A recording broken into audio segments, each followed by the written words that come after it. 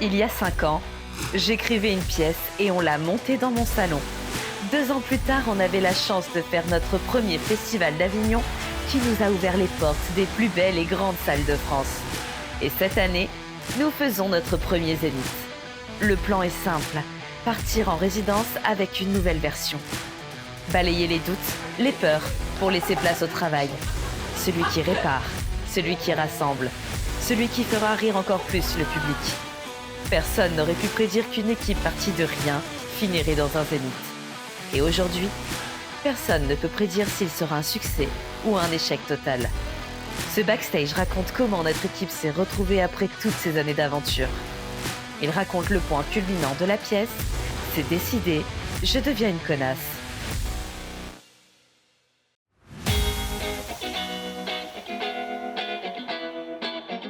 Aujourd'hui, on sort de la gare et on prend un taxi direction le Zénith. Je me regarderai pas. C'est grand quand même, hein. Hein, c'est un gros bâtiment. Qu'est-ce que c'est que cette énorme bâtisse? Est-ce que c'est là où on va jouer? Oui. Non. Je ne joue pas là-dedans. J'ai peur. À la destination peur. sur le taxi de Zénith. Déjà, on n'était pas Destination Zénith. D'accord. bien. D'accord. Et Ah, ça maintenant, fait bizarre. on arrive devant, quoi. Là, on y est. Après la résidence, Maxence et Lucie sont partis en tournée pour roder cette nouvelle version. Sorry, but I don't love you, Mich Mich. Ils ont dit qu'il y avait du très bon retour. Des choses qui ont très bien marché, d'autres qui marchaient un peu moins. C'est vrai que la veille déjà on avait fait 2 représentations au Féminin à Bordeaux, qui est une salle juste magnifique. On était finalement assez contents de faire ces dates-là la veille parce qu'on s'est dit, ok, on arrive dans des conditions réelles, on teste dans des conditions réelles. On a eu 2 complets de standing, donc c'est vrai que on se dit ok, on est prêt pour les Zéniths, ça va bien se passer et il n'y aura aucun couac. On peut attaquer le Zénith en se disant, ça marche, ça fonctionne, on peut y aller.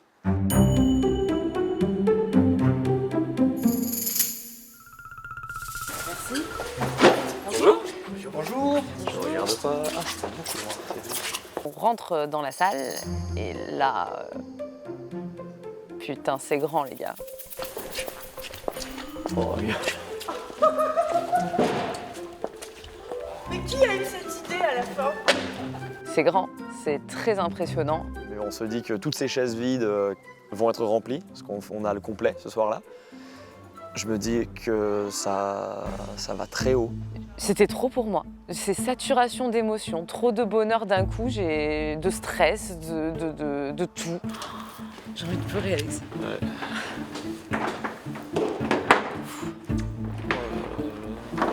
C'est trop. Je pense que j'étais plus impressionnée que ce que je réalisais du chemin parcouru. Je me dis, on laissera ça pour plus tard en fait.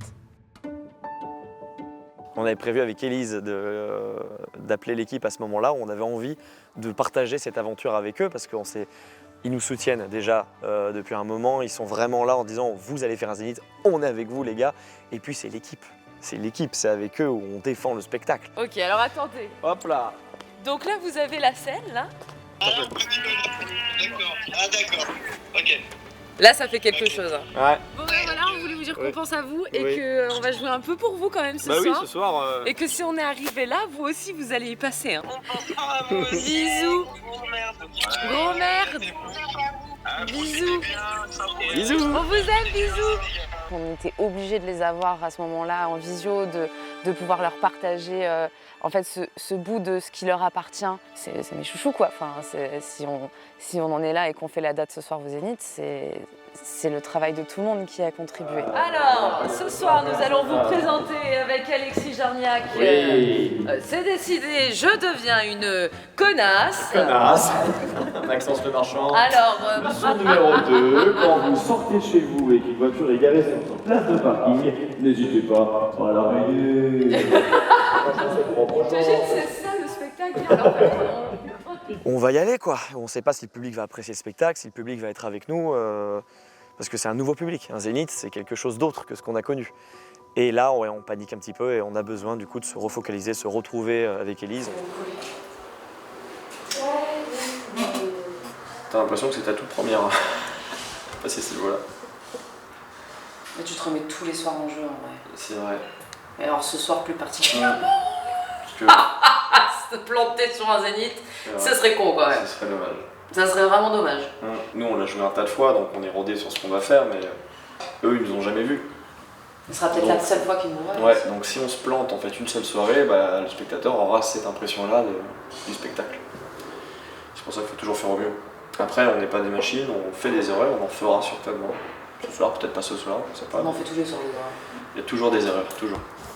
Les heures passent, on se rend compte effectivement qu'on arrive à l'échéance et je vois qu'il est 17h, 18h et je me dis ok c'est bon, ça va commencer, on va y aller.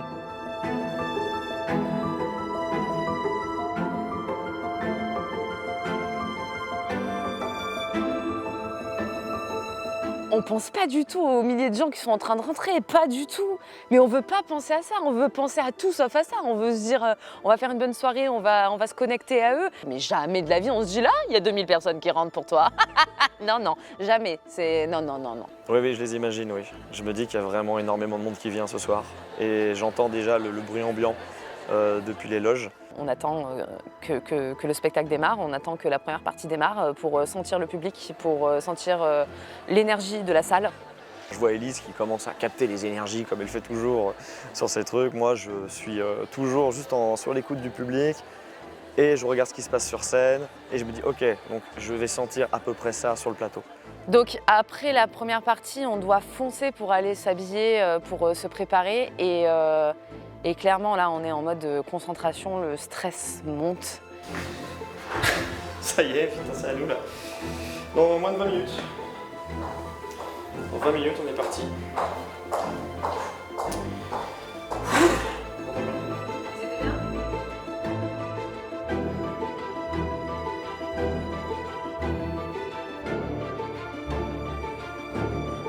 On pense qu'à une chose, c'est essayer de se mettre dedans, de contrôler son stress comme on peut.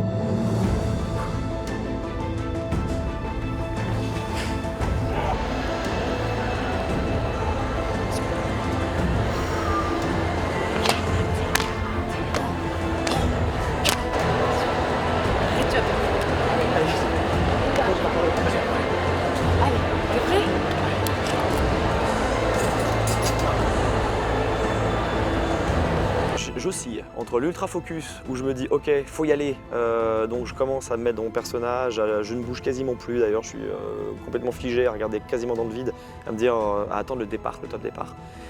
Et en même temps, j'ai des moments où je vois Élise qui me fait des coucous, qui me fait des cœurs et qui est là et je me dis ouais c'est vrai, on est ensemble. Quand le spectacle démarre, il y a des repères de voix off où on sait que si ça rit là, ça va être gagné, si ça rit pas, il va falloir envoyer. Premier pas sur scène, impressionnant.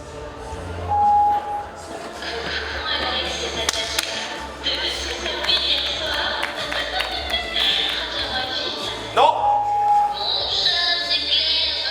J'entends la voix off et là ça rit pas. Je fais la putain de sa mère. Je commence le spectacle et je jette un simple coup d'œil vers le public et là je me sens quasiment tétanisé. C'est un public incroyable, il est énorme. Donc je continue mes répliques, je passe presque en mode automatique. Ça se passe, on commence, on attend les premiers rires, on attend de voir ce qu'ils vont faire, comment ils vont réagir, est-ce que ça va aller. Je suis seul sur scène, je me dis mais vas-y, vivement qu'elle arrive. Envoie Dolores et je ferme les yeux comme ça et je me dis là il faut envoyer Dolores et vas-y t'es Dolores. J'arrive au top où elle doit rentrer. Je suis là. Je suis désolée de te déranger. Ouais, tu peux, ouais. C'est urgent. Alors pour venir à 8h du matin, j'espère que je dois au moins t'aider à cacher un corps. Ouais, bah si tu m'aides pas, c'est mon corps que tu vas devoir cacher. Je l'entends, j'entends des rires, je suis rassuré, la machine est lancée. Le début du spectacle, j'ai eu un peu peur. Je me suis dit, ouf, il faut prendre conscience du plateau et il faut absolument qu'on arrive à se brancher à ce public. Et au moment où je lance dans ma tête la lance vers le public, je me dis, oh putain de sa mère, je les trouve pas. Et tout le long de la première scène, j'ai fait ça, putain. Ils sont où? Ils sont où? Ils sont où? Apprends-moi à devenir une connasse!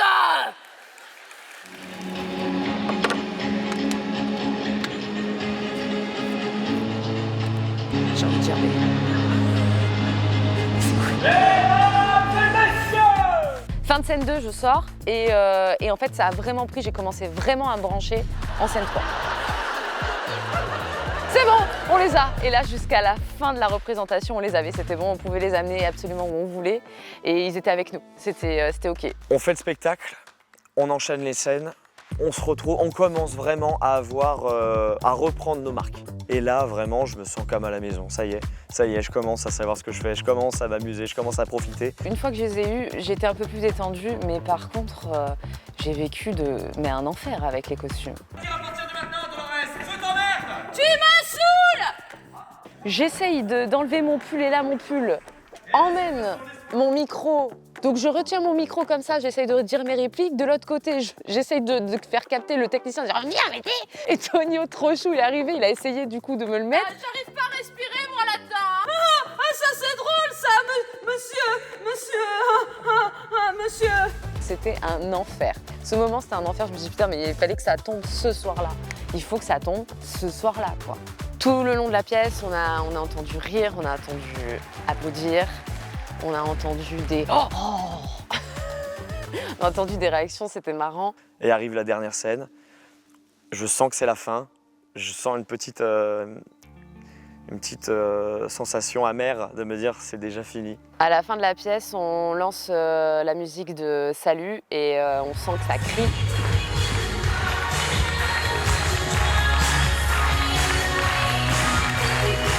Et je me dis putain c'est bon ça, c'est trop cool. Et on arrive et en fait les gens sont trop chauds quoi, c'est trop bien. C'est ultra émouvant, on se sent très très bien. En fait tu prends une photographie avec tes yeux du moment et tu te dis mais je suis pas en train de vivre ça, si. Et là j'avais une surprise à dire à Alexis. Il y avait ma mère aussi dans la salle, il y avait de la famille qui était dans la salle. Et ce soir, on se retrouve dans un zénith complet, donc on est très très émus. Et moi, je suis surtout émue parce que j'ai fait un peu ma connasse dans la réalité de la vraie vie. Il y a ma famille qui est là ce soir, il y a ma mère qui est fou, au premier rang. Et j'étais un peu une connasse avec Alex, qui est mon très meilleur pote dans la vraie vie. Alors l'histoire n'a rien à voir, vraiment, c'est pas ce qu'on a vécu du tout. Depuis le début, il me dit il y a une surprise, il y a une surprise. Mais moi je ne sais pas ce que c'est, je me dis tant pis, ce sera un truc sympa, un truc mignon, une belle attention, comme fait toujours Élise, et non. Mais en fait, ce que c'est pas Alexis, c'est que c'est ma dernière tournée nationale avec lui ce soir. Parce que Alexis, je suis enceinte.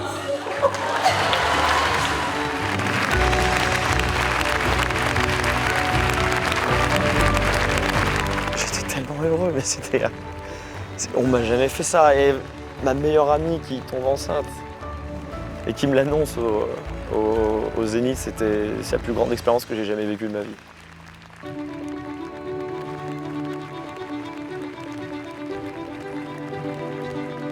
C'est la boucle qui est bouclée. Et je pouvais pas rêver meilleure fin pour nous, quoi, pour notre duo, Ouais, on l'a fait, quoi. Et même si tout n'a pas été parfait, on l'a vécu ensemble avec ce public-là et je m'en souviendrai toute ma vie.